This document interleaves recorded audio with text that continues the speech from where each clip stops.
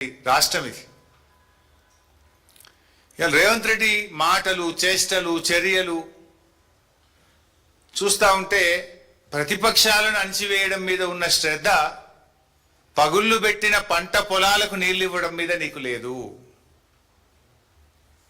ఇలా రాష్ట్రంలో కొన్ని చోట్ల మేము చూస్తూ ఉన్నాం, పత్తి విత్తనాలు పెట్టారు, నీళ్లు లేక పాపం వర్షాలు పడక బిందెలతో నీళ్లు చిలకరిస్తూ ఉన్నారు.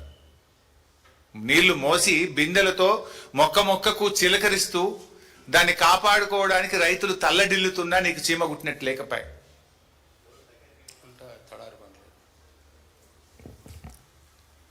ఇవాళ తెలంగాణ రైతుల ప్రయోజనాలు కాపాడడానికి, వాస్తవాలు చెప్పడానికి నేను ఈరోజు మళ్ళీ మాట్లాడుతూ ఉన్నాను. నిన్న ముఖ్యమంత్రి గారు పచ్చి అబద్ధాలు మాట్లాడిండు. లాస్ట్ టైం కూడా నేను ఆయన అబద్ధాలు ఎట్లా మాట్లాడిండో ఒక్కటొక్కటిగా స్క్రీన్ మీద పెట్టి చూపించాను. నిన్న మళ్ళీ అవే పచ్చి అబద్ధాలు మాట్లాడిండు. నంబర్ 1, మేడిగడ్డ మీద తప్పుడు ప్రచారం. మొన్న ఏమన్నాడు మీరే చూసిండ్రు. అరే నల్లల నీళ్లుంటే కదా, నల్ల తిప్పితే కదా బిందెల నీళ్లు పట్టుకుంటాం, చెంబుల నీళ్లు పట్టుకుంటాం. రాష్ట్రంలో ఎలినినో వచ్చింది, కరువు వచ్చింది, వాననే పడతలు, నీళ్ళే లేవు, యాడికెళ్ళెత్తాలన్నాయా అని మాట్లాడింది. మొన్న మేము ప్రెస్ మీట్ పెట్టి లైవ్లో చూపించిన, చూడు బై నిన్న 1,20,000 పోయినాయి, ఇప్పుడు ఈ నిమిషానికి 88,000 పోతున్నాయని నేను మొన్న మీకు మీడియా సమావేశంలో లైవ్ టెలికాస్ట్లో పెట్టి చూపించిన. కేటీఆర్ గారు అక్కడికి వెళ్ళి స్పష్టంగా అక్కడ నిలబడి గలగల బారుతున్న గోదావరి జలాలను కేటీఆర్ గారు మీడియా సమక్షంలో కన్నేపల్లి పంప్ హౌస్ దగ్గర ఆ రోజు చూపించడం జరిగింది. దాంతో నాలుక గరుచుకొని నిన్న మళ్ళీ కొత్త రాగం అందుకున్నాడు.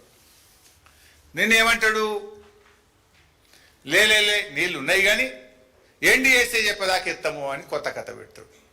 ఇంకో మాట ఏమంటాడు ముఖ్యమంత్రి గారు అంటే, నిన్న మీరు చూసింటారు,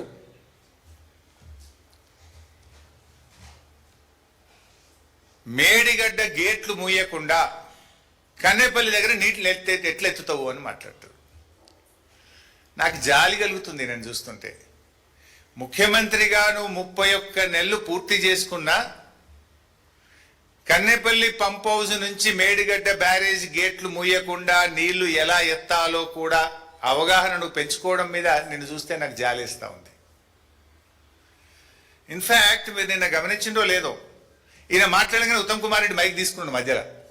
ఈయన తప్పు మాట్లాడిండని ఉత్తమ్ కుమార్ రెడ్డికి బుర్ర వెలిగింది. మధ్యలో ఆయన మైక్ తీసుకొని ఉత్తమ్ కుమార్ రెడ్డి గారు ఈయన తప్పును సరిచేసే ప్రయత్నం చేసిండు.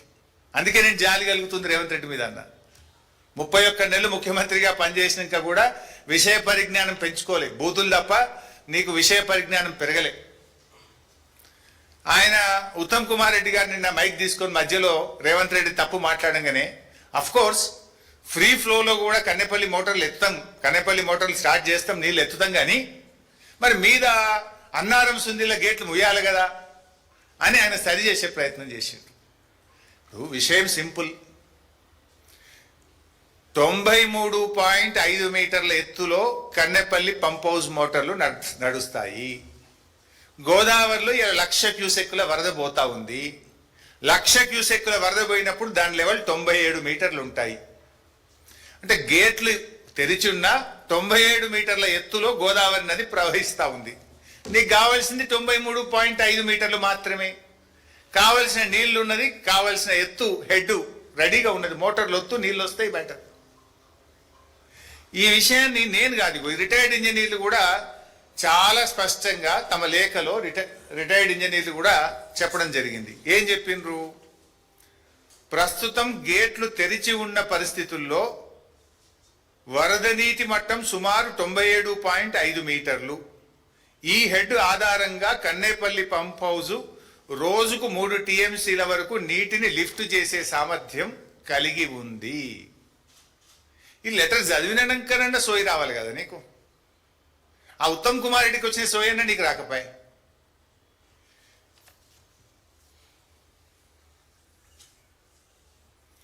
నంబర్ 2, ఒక ప్రముఖ దినపత్రికలో మొన్న ఒక వార్త వచ్చింది.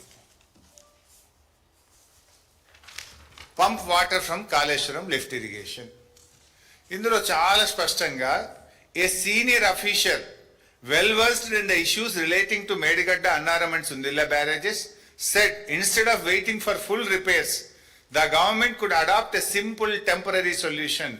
All it requires is construction of a copper dam in upstream. They can store and regulate flows and water can easily be pumped from Medigadda to Annaram to Sundilla to Yellampalli.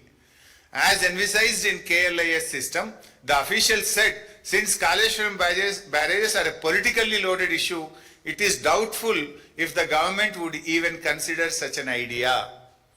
In a year like this, any water that can be used is pure gold. Pure gold. The best part of the solution is the copper dam. ఇట్లా చాలా విషయాలు చెప్పినాడు. అంటే ఈ కరువు పరిస్థితుల్లో El Niño సంవత్సరంలో చుక్క చుక్క నీళ్లు కూడా బంగారం కంటే విలువైనటువంటిది. నీళ్లు ఎత్తడానికి అవకాశం ఉంది అని ఒక ఉన్నత అధికారి స్పష్టంగా చెప్పారు అని ఒక ప్రముఖ దినపత్రిక రాసింది. ఓకే, రిటైర్డ్ ఇంజనీర్లు నీళ్లు ఎత్తవచ్చని స్పష్టంగా రాసినారు. నేను మొన్న కూడా చెప్పిన మీకు, తెలంగాణ నీటిపారుదల శాఖ రాష్ట్ర ప్రభుత్వానికి కూడా నీళ్లు ఎత్తొచ్చు అని అఫీషియల్గా లేఖ రాసింది. ఆ లేఖను బయట పెట్టండి.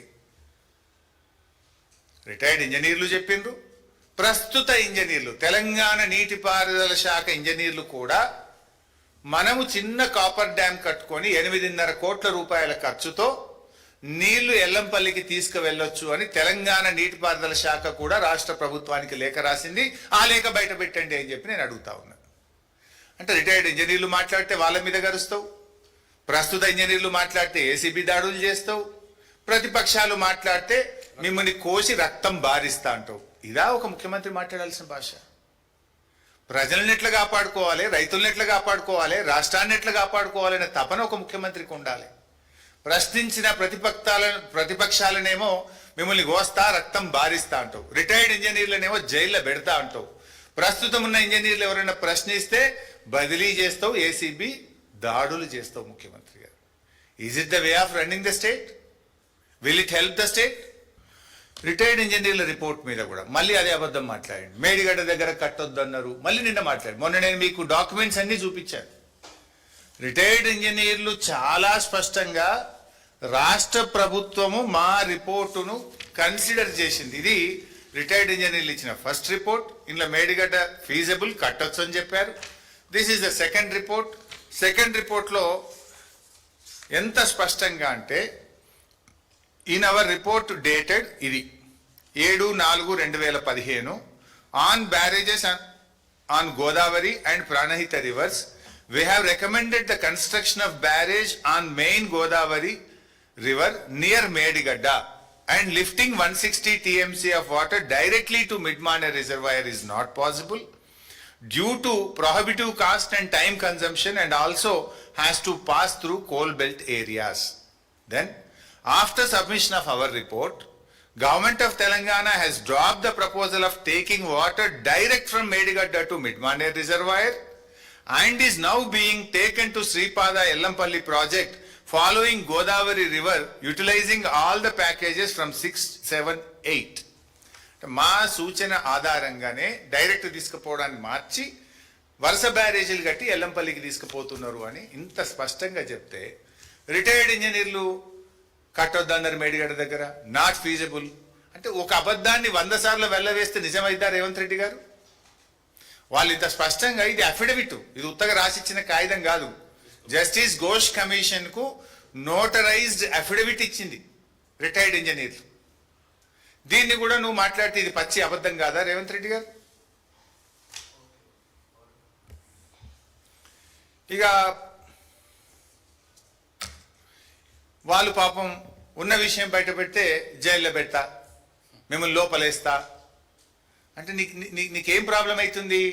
ఇవాళ రిటైర్డ్ ఇంజనీర్లు చెప్పినట్టు మోటార్లు ఆన్ చేసిన, తెలంగాణ ఇరిగేషన్ ఇంజనీర్లు డిపార్ట్మెంట్ పనిచేస్తున్న ఇంజనీర్లు చెప్పినట్టు మోటార్లు ఆన్ చేసిన, ఇంతకాలం కాంగ్రెస్ పార్టీ చేసినటువంటి దుష్ప్రచారం అంతా ఉత్తదే అని తేలిపోతామని, ప్రజల ముందు మేము ఇంతకాలం చల్లిన బురద, చేసిన దుష్ప్రచారము తెలిసిపోతుంది అనేటువంటి దాంతోని ఈగోలకు పోయి, జిద్దుకు పోయి మీరు ఇలా నీళ్ళు ఇవ్వకుండా అడ్డుపడతా ఉన్నారు.